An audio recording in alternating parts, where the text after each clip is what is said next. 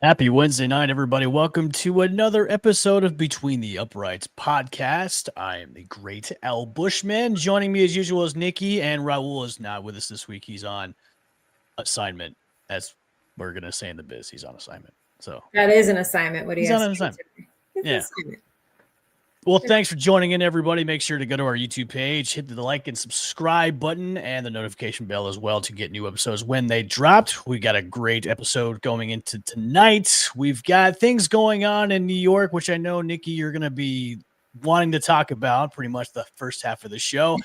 Micah Parson returns to Jerry World, in which 3-0 team is a pretender or a contender. So let's get right into it, Nikki. Giants, they're throwing a dart at a QB. I'll let you take it away. Yeah, so word came down yesterday that Jaxson Dart is going to get the start against the Chargers. Kind of had a feeling this was coming. It was like Russell Wilson just couldn't get his shit together. He looked good against the Cowboys, but the Cowboys kind of suck. He looks fantastic against the Cowboys. Yes. And then came back to earth. But what kills me though is like the Chiefs game they were in it. Like that was winnable. Mm-hmm. It wasn't like the Chiefs were dominating them necessarily. You couldn't get anything going. Isn't this year's Chiefs team a different Chiefs team? They're not like the dominant Chiefs team we've seen because they have even the win they got this past weekend, they struggled too. But let's get back into the Giants thing. And I think one of us on this show said Jaxson Dart would be starting in week 4. You did, it was right? This guy. Yeah. Week 4. Boom. You nailed it. How excited are you? Like, I know you've got a pretty good, thumb on the Giants fan base. How excited are Giants fans to see Jaxson Dart start this weekend? Well, the fan base has been a mess for the last 48 hours. They are attacking each other. Joe Shane's kid. We've got WFAN employees coming at us. We've got Giants employees from the PR team telling content creators to take their stuff down. It's been quite a mess. If anybody wants to know what I'm talking about, just go through my comments for the past couple of days and you'll see exactly what I mean. So I think in general, most people are excited to see what he's got. It's kind of like, what else do you need to see from Russell Wilson? Let's just see if this kid even has it, Mm-hmm. My thing is the coaches are still the same. Right. I look at it. I don't know. Is he going to open up I guess. We have to see. There's so much that, I think a lot of questions will be answered on Sunday. And even at that, the Chargers are a good team. Yeah, that's the one thing we have the Saints after that. I would have probably said. I would have said the same thing. Let Russ play one more week against the Chargers because the Chargers are a very good team this year. And, let him see what he can do, maybe bounce back from last week, for week 3's kind of debacle performance he had. And then, see what he does against the Chargers. And then you make a decision on putting Dart in, because to me, putting Dart in week 4 against a really good Chargers team, I wouldn't say it sets him up for failure. Mm-hmm. But it's also like, okay, I'm making my debut against a really good team instead of a really bad team, which the Saints are for week 5. So, but look, this is your team. This is what they do. They make all these kind of bonkers decisions. I don't know. I feel bad for the kid because he's going to start against the Chargers, but also, he did look good in preseason. Everybody was kind of talking about how well he did. So maybe we'll see a surprise. Do you have a stat line, a prediction of what he might do against the Chargers? No, I really, I don't even know what to expect because Mike Kafka is still going to call the plays. I feel for the kid because they're coaching for their lives and jobs here. Everything is on him right now. Malik Neighbors, we're not sure if he's going to be healthy to go, so I might need to start and sit when we get later into the show. This will work out great for me. I just think you really have to wait and see, and a lot of these fans are listen, it's been a bad team for a really long time. I think you have to point the finger at ownership. And I did a different article this week. I kind of tied into the fact that the Giants think they have this great brand, right, from the 80s, like the Parcells, the Giants way, and they're not like that anymore. And they run the organization like they think it is. And then I kind of tied this into how are NFL teams competing for like the younger generation? There are kids that are fans of Malik Neighbors that if he goes to a different team, they'll follow him and they won't be Giants fans. And so we're living in this like gamified era, literally, of football. And it's like, what do you do if you're a bad team now? Like the last thing you want is to be like, oh my God, you're a Giants fan. That's embarrassing. Right. It's also we're in the win now mentality too of teams. And I know with your fan base, it's look, we've been trying to win now for a very long time, and now it's you have your franchise quarterback, which like now look, it's so funny as Daniel Jones was supposed to be your franchise quarterback, and now Daniel Jones is he's having a redemption career. Indiana Jones now in Indianapolis, and then Saquon Barkley. You guys wouldn't want to pay him. He goes, wins the Super Bowl with the Eagles, and is still one of the top running backs in the league right now. I don't know what you guys need to do. How long do you think Daboll is going to last if it doesn't pan out with Dart? I mean, I know he said Dart is our guy the rest of the way, but if he doesn't play well the next couple of weeks, are you going to go back to Russell Wilson? Are you guys going to stay with Dart? What's the plan there? That's the thing. As of today at the press conference, there's no going back. Not going back. But then it's like, we have Jameis Winston too. It kind of gets confusing because at that rate, now I know you say like, well, Nikki, nobody predicted Russ was going to, except for you. You said in 4 weeks he's going to get yanked. So you did know. But so if he like stinks it up for the next couple of weeks, do you go back to Russ? Do you just put what do you fuck everybody? I mean, what do you do? See, I would want to get your opinion on that, because if it were me and Dart stinks it up and doesn't do well, right? I mean, I wouldn't go back to Russ. I think your last option would be go to Winston and see what Winston. I agree. I'd put Jameis Winston in and just see. And everybody was like, some of the Tampa Bay fans were jumping in. They're like, you guys aren't ready for that. I'm like, I can deal with the high risk, high reward. As a Tampa Bay Bucks fan, yes, as a Bucks fan that was through the era of Jameis Winston, I think you guys would be ready for that, because look, he's a very boomer bust QB. Yeah. But he knows how to rally the troops around him, and he's a very big personality when it comes to being a quarterback, and he can lead the team. Now, will he make mistakes? Of course he will. That is Jameis Winston. But I'm not saying he gives you a better chance to win, but I think I don't even know what to do with you guys anymore. If you put Jameis in, if you put Jameis in, he could give you guys a spark, but going with Jaxson Dart, this is the guy that you guys drafted high. It's messy either way, because if he doesn't perform, how do you justify Joe Shane and Brian Daboll? Right. And how long does Mara keep them in as GM and coach? Is it? That's what I'm saying. It's like, and then Daniel Jones, like, it was funny. I saw this meme floating around. It was like, he got them fired. Like, he almost got them fired. Now he'll really get them fired, because how do you go from 6 years to that to what? I mean, you predicted a lot. I don't even think you predicted Daniel Jones late. Nobody did. I don't think anybody. I think everybody in the national media and fans we're like, okay, he's going to Indianapolis. He's probably going to be the backup to AR-15. He beats out Anthony Richardson for the starting job, and now he's 3-0. Now, of course, the Colts haven't really been playing a lot of great teams, but they're still 3-0, and he's looked good. Daniel Jones has looked good. He's being that game manager that we all know he is. And look, if I'm your GM and your coach, after the year that Saquon signed with your arch nemesis in the same division with the Eagles, then wins a Super Bowl, and now Daniel Jones is doing well in Indianapolis, I'm sure both of them are like, dude, what?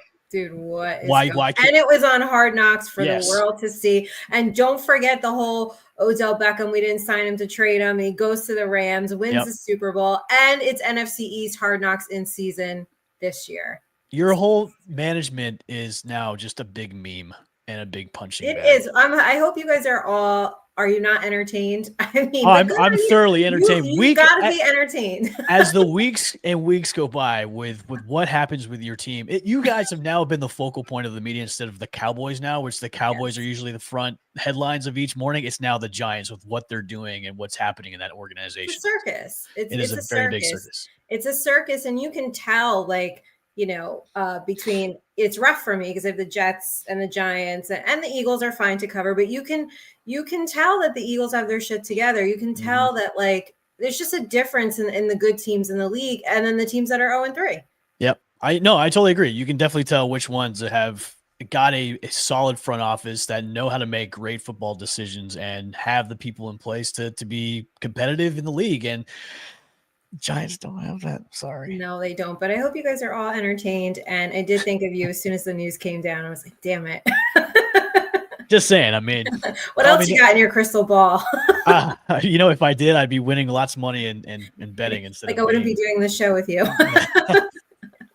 Well, let's stick within the NFC East. Micah Parsons returns to Jerry World this week, and I'm sure this is going to be the match that's going to give ratings a huge spike, especially since now this is the primetime game on Sunday night. I know Jerry's trying to play it down, which, hey, it's not a big deal. He's coming back, but I'm sure in the back of his mind, Jerry Jones is like, crap, because the Cowboys aren't doing so well. I'm sure Micah Parsons is going to be licking his chops to get the Dak Prescott a lot. What kind of fireworks do you think is going to happen in Jerry World on Sunday night? I am surprised they're downplaying it because Jerry himself said he likes to stir it up when they're not in the news a lot. He likes it. So I'm a little surprised. I'm not. Okay. Why? I'm not, because I think with all the drama that happened in the offseason and then the initial trade, I'm sure Jerry's like, you know how Jerry is. He's like, hey, nothing really happened. This football business is just how it is, blah, blah, blah. So I would say this, Nikki. I think leading up to the game, as the days go on, I'm sure we'll probably start to hear about it on Thursday, trickling in. Yeah. And then a little, maybe some stuff will come out on maybe Friday, Saturday, and then all of a sudden, boom, Sunday morning, you're going to start it heating up. And then throughout the day, all these broadcasters are on the games. They're going to start talking about, it's the Cowboys and the Green Bay Packers matchup. Oh, Jerry versus Micah. It's going to start heating up, especially the 9:30 game, which is in Dublin, Ireland. You're going to start it from that. Yeah, you're right. And you're right with saying like the Giants have kind of dominated the headlines so far this week because they're a shit show. Yep, exactly. So I think with Jerry is pretty smart about how to get himself in the headlines. So I think leading up to that game, he's going to be coy about it. But when it gets to it, that's going to be the huge headline for Sunday is Micah Parsons returning to Jerry. Is he going to get booed? You think he'll? No, I don't think he's going to get booed. I don't think so either. I think he's going to get a great ovation coming in there. I think because Cowboys fans didn't want to see him go. And I think what Cowboys fans saw, especially in the media with what was going on between him and Jerry and Micah's agent, I'm sure that, giving him boos would kind of be another middle finger for all those Cowboy fans that liked him. So I think he's going to get a good ovation coming back to Jerry World. And I think Micah's going to have at least 2 sacks during that game. Oh, he's got, but bet it on Blonde, bank on it. There's going to be a big game. Yeah. Yeah. I can't wait. I think, especially with the Packers coming off that terrible loss against the Cleveland Browns and how that one ended. I'm sure that, Parsons and that defense really have a chip on their shoulder about going forward, especially for him to go back to Jerry World and facing his former team and the former owner that kind of basically said, we don't need you and F you. Yeah. So what did he say? Jerry said what? They got better? He said they got better, which he's a clown. Like, really? Can you explain that to me, Jerry, on how you guys got better? Because you guys don't look better. And now CeeDee Lamb's out for multiple weeks now. Yeah, so he just says anything, he does. Listen, as someone who owns a marketing company, he gets his name out there. I gotta tell you, but I think it's crazy to trade a talent like Micah Parsons and your first response is we got better. Yeah. I don't understand the reasons behind him thinking that when you have a generational talent that not only makes your defense better, but also makes your team better too. And just to kind of trade that away for kind of a couple of picks and a nickel and dime. It doesn't make sense to me. Speaking of generational talent, let me ask you, I saw, not that this was a headline, but I've seen, could just be Chargers fans. I've seen people call the Chargers defense generational on social media. Yay or nay? Nay. True or false? I would say. Are they going to be your fraud team? Ooh. No, I wouldn't say the fraud team. We'll get to that in a little bit. I would, because the Chargers, Chargers in past time have always kind of put the pause button. They start off great, and then the second half going towards the playoff run, they always go, hey, we're going to take a nap and just play like crap and go the rest of the way. I mean, this is a new Chargers team. This is a Harbaugh led team. Yeah. So the culture has changed in Los Angeles where, him and Herbert are on the same page of what kind of game plan they have. And, we've seen how Harbaugh has coached teams in the past. He is a defensive heavy guy. He's a defensive minded guy. And that's how the Chargers are doing so well in the first 3 weeks. I would say let's revisit that conversation maybe midway and see how the Chargers are, what their record is and how they're doing. Because I wouldn't say that just yet because we're still early in the season. I mean, that's overreaction when it comes to crowning them like a generation. I mean, that's kind of almost like saying, hey, they're like the 85 Bears defense, which to me, that's a compliment you need to be where you like win a Super Bowl. That's a high bar. That's a high bar to fill. Yeah. I would say I'm going to sell that. I'm definitely going to sell that. So yeah, I'm with you. Okay, let's go into the NFC South where the Atlanta Falcons are just a mess right now. Where I was watching, love it. You love it. I love every single minute of it. Even though I had a couple of guys on my fantasy football team which didn't do well against the Panthers, which was Bijan Robinson and Kyle Pitts, but the performance that Michael Penix Jr. has was just awful. God awful. He looked so uncoordinated, so uncomfortable, overthrowing everybody, not throwing to anybody at some points in time. And then, of course, you go to Kirk Cousins with, in the fourth quarter, which I think the game was out of reach at that point. Do you think that the Atlanta Falcons do you think they made the right move by switching from Penix to from Kirk Cousins to Penix last season, then crowning him the starter going into this one? No, I think Kirk Cousins, he's not a bad quarterback. Right. And he was injured last year too. Right. Yes. And I don't think he's a bad quarterback. And I think he's a good leader. I always say leadership doesn't get talked about enough, but it's really important on a team. So it's funny you bring this up because we just talked about this with the Giants. So if Dart does terrible, do you go back? I'm not a fan of the back and forth. That just just me. I'm not a fan of you go in, you go in, you go in, you go in, and you keep switching back and forth. That's just really not. I think understand you have to sometimes, but if it's Penix, then you're just gonna have to ride the pain that comes with it. Yeah, I'm not a fan of it either because then that takes a lot of the confidence out of your starting quarterback when you make that change, especially after you did so poorly. To me, I don't care. It's the Atlanta Falcons. Yeah, you got to be objective, okay? Right. We're professionals on this show. Of course, one of our ex-co-hosts, Chip from our previous show, I did call him that day. I was like, how you doing, buddy? And he was not too happy with what he had to see because obviously he's living in Atlanta now. And he was like, man, I have to see this garbage on the TV. I can't switch to anything else. I only have this. I have to go. He's like, I have to go spend more money to buy Sunday tickets so I don't have to see this garbage week in and week out. I'm like, sorry, man.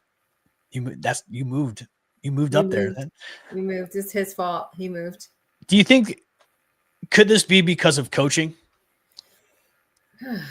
A part of it. I'm just a believer of if you can't get your players to their full potential or something's not clicking for them, that you have to look at coaching. We say this all the time in New York. You have to look at coaching. How many years can an offense look the same? How many years can a quarterback struggle and then go somewhere else and they're a rock star? I mean, I just think you have to. I think you have to look at coaching. Some of the things I hear at the Giants are just that some of it's too complicated, right? Some of it's got to be just dumb it down a little bit. It's just too much. So it could be. I don't think it's always ever just on one person.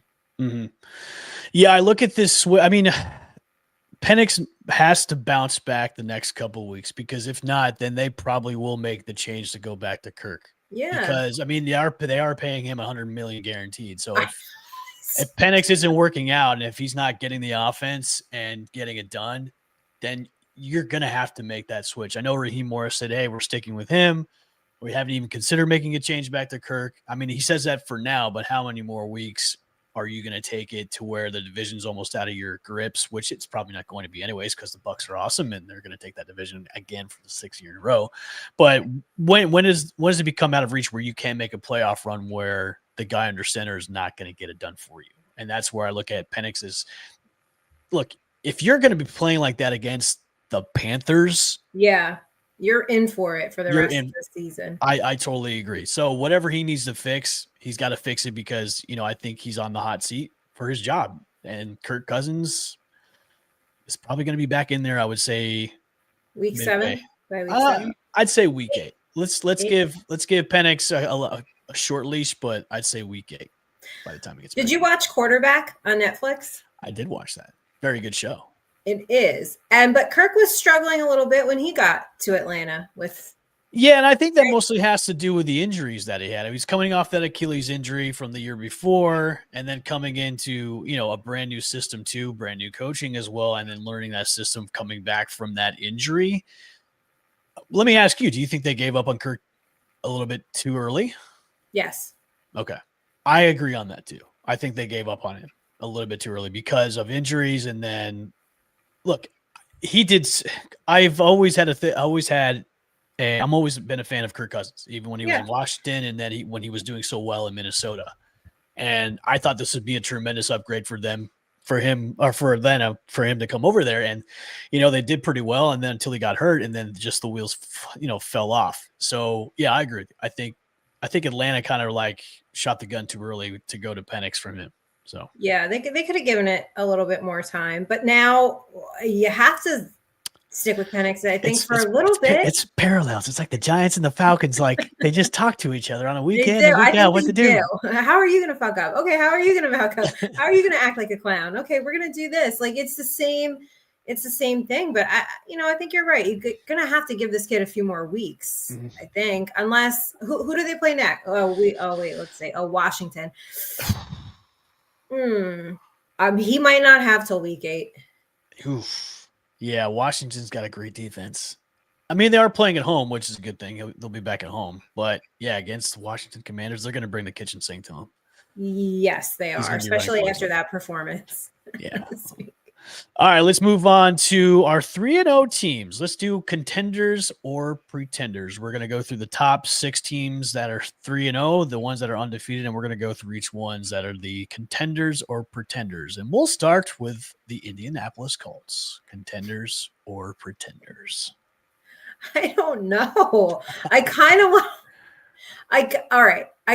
want to say pretenders, but everyone understand where I'm coming from. I'm waiting for the other shoe to drop. They have a big test this week. They do. Against the Rams, yes. I will say pretender now until I see them beat someone like the Rams, I think. I'm going to go with pretender as well. The Rams is the big test. If they can be at least competitive against the Rams, yes, then I'll stick with pretender. If they stick with the Rams and make it a good game, then I'll say, okay, maybe they are for real. Maybe Daniel Jones is the guy for the Colts. So, yeah, that's a big test this weekend. I've got the Rams, though. I've got the Rams on this one. Me too. All right, the San Francisco 49ers, pretenders or contenders? They've won games without Brock Purdy. Mac Jones has been their starting quarterback. They've won with their kickers. They've had multiple injuries on offense, but they still seem to find a way to win.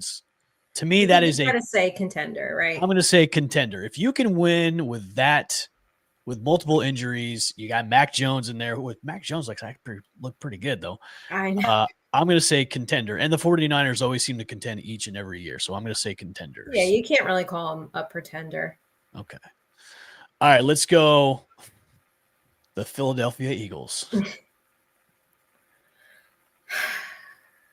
Contender. I mean, I guess you have to. They're the reigning champs. I think, though, that house of cards could fall pretty easily. But I guess I'll have to say contender. Look at the division, too. I mean, I don't want to say contender because I hate them so much. You hate them more than me? Yes. That's not possible. No, I hate them with just the bowels of hell. I hate the Eagles so much and their fans. They're the worst. You hate their fans. How is this possible? Oh, this goes back. You're not from up here, are you? No, I'm not.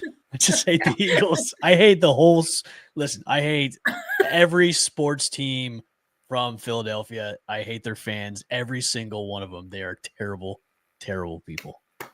Thank you. Yeah, we could have just done a whole show on. Okay. I need to know the backstory though, because it's not. We can talk about that off air. Okay, it's not a bitter rival between your teams. No, it's not, because it can't be a bitter rival because the Bucs have spanked them multiple times in the playoffs and also in regular season too. So you'll have to tell me the story later one day. This goes way back. You know what? I'm going to say pretender. There you go. I don't need a. I feel like you need a middle word between a contender and a pretender. I'll say what the kids are saying this year is mid, so I'll say mid. They're mid. Okay. Yeah. The kids. 6'7". Yeah. There we go. Oh, I don't even know what that means.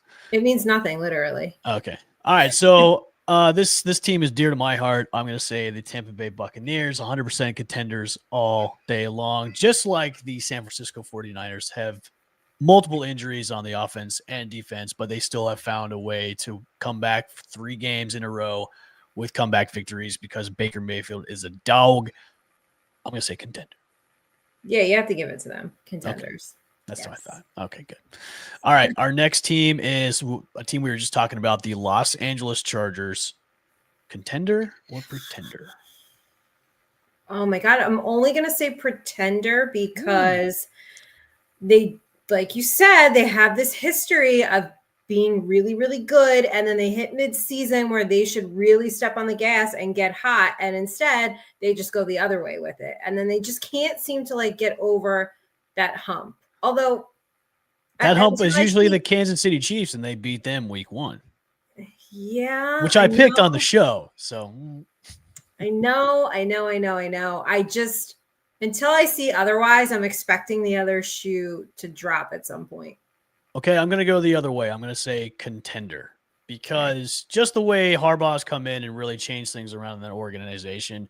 And look, wherever he goes, teams win. And the Chargers is another spot where so far they're winning and they look good. Like, you can put Herbert in that conversation as an MVP right now. The defense looks great.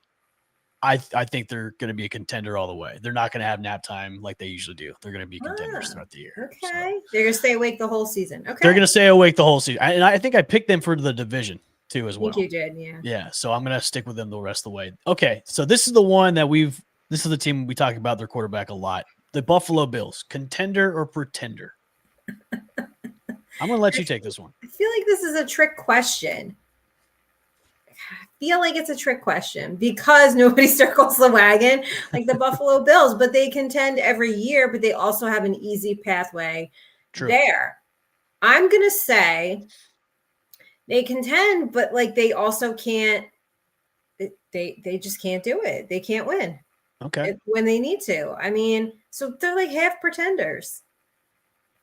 I'll stick with you. I'll say they're contenders, but they also pretend to be contenders because they can get all the way to the mountain, but they can't go over the mountaintop. Every time. Every time. And they're always picked to win every time too. So unless they can give me a championship, I will say they're a contender, but they're also a pretender trying to be a contender. They're pretending to be contenders. There you go. There you go. Oh, I like that. Okay, cool. All right, let's move on to our Thursday night preview. We got the Seattle Seahawks visiting the Arizona Cardinals. A division matchup. The Arizona Cardinals are actually looking pretty good this year. They're 2-1, and the Seattle Seahawks, led by Sam Darnold himself, are first in the division. Who do we got for this one? What's our preview for this one, Nikki? I'm going to take Seattle because that defense is looking really good. Okay. I think that's going to be the main difference. Yeah, I totally agree with you as well. I think they're going to have Kyler Murray running for his life on Thursday night. The Seattle Seahawks, which, listen, I thought they were going to be kind of like the bottom of the barrel, but new coaching staff. You bring in Sam Darnold, who had a great year with Minnesota last year. He's fit right in with that offense. They've got a couple of stars in Jaxson Smith, Najigba, and also Torrey Horton as well, who has come out of his shell too as well as a rookie. Has a couple of great wins against the Steelers and as well. The Saints are just a dumpster fire right now, so I guess you could say that. But yeah, I've got the Seahawks in this one for Thursday night. Should be a good game though. I'm going to take the over on this one. I think this might be a shootout. What do you think? Yeah, and this is why, though, because of the defense, one of my bets is Kyler Murray under 29.5 rushing yards. Because I'm going the over on that. Are you? I'm going the over on that one. Because the Cardinals have only designed 2.5 rush attempts for him the entire season. And I don't think it's going to get any better against the Seahawks defense. So okay, I'm going the over on that one. Okay. And I'm going anytime touchdown, and Torrey Horton is too as well. So I'm going on that one. All right. So let's go into our best. You mentioned Sam Darnold. I forgot for a minute. There's another quarterback that left New York, not the Giants, but left New York and went on to. It's something about New York where players just do well after they leave. Well, technically, I guess New Jersey, because New York's getting offended. They said the only team in New York are the Buffalo Bills. Yeah, that's true. So I don't know why you guys would change your name to the New Jersey Giants or Jets. Just beyond me. We don't want them, really. We don't want to put our names on that. All right. So what do we got for bets this week, Nikki? So we just did the Kyler Murray one. I like the Bears to cover the 1.5. I like that too. Okay. What else we got? I like the under in the Titans Texans. It's at 39.5. You're going under on that one. I am. I think we're going to get some crappy baseball score of a game. Are we going to for fantasy wise, should we pick up kickers from the Texans and the Titans? I think so. Okay. I'm selfishly doing this because I'm like riddled with like injuries already. I like the Lions to cover the 8.5. Okay. I'll take the Chargers to cover the 6.5 against the Giants. And normally I'd say stay away from that 16.5, but it is Buffalo up against. That's it. I think that might be the biggest spread of the season. 16.5. 16.5. Yes. Yeah, I'll take that all day. Oh man. I mean, what is that? I mean, that just is like, hey, New Orleans, we don't even take you seriously. I think there was one big one last year. I think it was 10.5. I forget the matchup was, but it was 10.5. So 16.5. I'm taking that all day. I'm taking that all day. I'm licking the chops of that one. All day long. I think because didn't we have what was the Ravens Lions? Was it 11.5 Monday night? That one was big too, I think. That one was big. I thought that was closer than it was. Oh, was it? Something was 11. If the Ravens had 11, maybe it wasn't. Maybe it was the week before. There was 11, and then I saw this one. I was like 16.5. My God. Let me look at last week. Hold on. I thought somebody was 11. There was probably 11, but I don't think it was the Ravens and the. I thought the Ravens had. As always, remember, please bet responsibly, and if you're like me, just throw your money away like I've been doing the past couple of weeks. I've been. Are you winning now? Are you winning? No. Oh. I've been getting so close on like small parlays, but there's always been like things that happened this past week with kickers and blocking kicks and stuff like that. I just screwed up. Yeah, all the block kicks. Yeah. I mean, we didn't even have a kicker because he got hurt again. So. And then the Packers just getting held to that many points against the Browns and then losing against the Browns. So that messed up another money line parlay I had to. So it was just like, once again, I don't know anything and Vegas knows all. And they just want my money. So Vegas knows all. So you did not, was that 2 weeks ago? Did you have the 13 leg? I had the 13 leg. Yeah, I lost that one. And then I had another 10 leg, which I lost that one because of the Packers. It was solely because of the Packers. Do you feel like fantasy football, gambling, like I know you're a Bucks fan, but also kind of can ruin the experience a little bit because you get so mad at all these other things. It's like, I need my fantasy team to win. I need this to hit on my parlay. I want my team to win. Like not really, because it's all for fun, and I'm not like putting up huge numbers for bets. I'm not like throwing like $500 a bet. It's like $10-$20 for these hopefully huge payouts. But I get mad for like a second if they don't pan out, and then I'm like, okay, well, on to next week. So on to the next one. On to the next one. So remember to bet responsibly, and these picks will be up on our Instagram page, correct? Yes, they will. All right, let's go for fantasy starts and sits this week. I did make a graphic via Chat GPT, and don't get mad at me just because Chase Brown is listed as a wide receiver. Everybody knows he is not. Starts this week, Justin Herbert and Caleb Williams. Caleb Williams is starting to come into his own as the quarterback for the Chicago Bears. I like him a lot. Pairing him with Roma Dunez, too, has been fruitful in my fantasy team as well. Trey Benson, I start him all day. He's now going to be taking over as running back 1 for Arizona. So we'll see how he does tomorrow night against Seattle's defense, but they're going to be feeding him like a hog at a trough because now James Conner is going to be out for a while.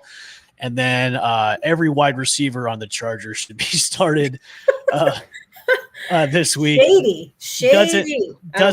Doesn't matter who it is. Keenan Allen, Quentin Johnson, or let me go pick everybody up right now. Hold on. Just put them in your flex. Put them in there. Every Charger wide receiver, and then Dalton Kincaid and Tucker Kraft for your tight ends to start this week.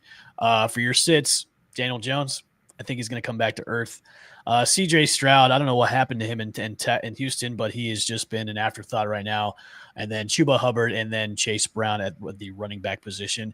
Without Joe Burrow there, Chase Brown, unfortunately, is him and Jamar Chase and T. Higgins, I would be avoiding them like the plague.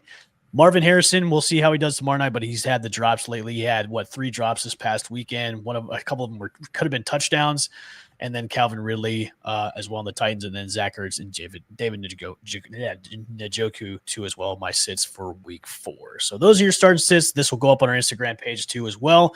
Good luck on week 4 for fantasy. Well, okay. Here's my question to you. Sure. I had Joe Burrow. Mm-hmm. My backup is CJ Stroud. Is there anyone else available in your league? Let's just see. let's see who might be available for me to pick up, because I think. All right, let me see. Players. Sorry, guys, I just have to log into my sleeper. Caleb. Oh no, I got to trade for him. Matt Stafford. I'd pick him up.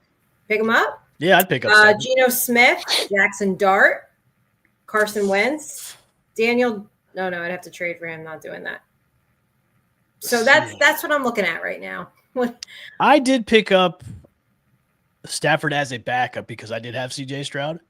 Okay. So I would go with Stafford. So out of Stafford, Geno Smith, Jaxson Dart, Carson Wentz, that's Stafford. I'd go Stafford. You know what? You were right we're doing this in real time, everybody. Okay. Yep. I'd go Stafford. So here we go. Confirm. Yes, Nikki. I can make everybody else winners but myself when it comes to these. Well, hey, you know what? I could do everybody else's marketing except my own. I got to pay someone to do it. So there you go. Go figure.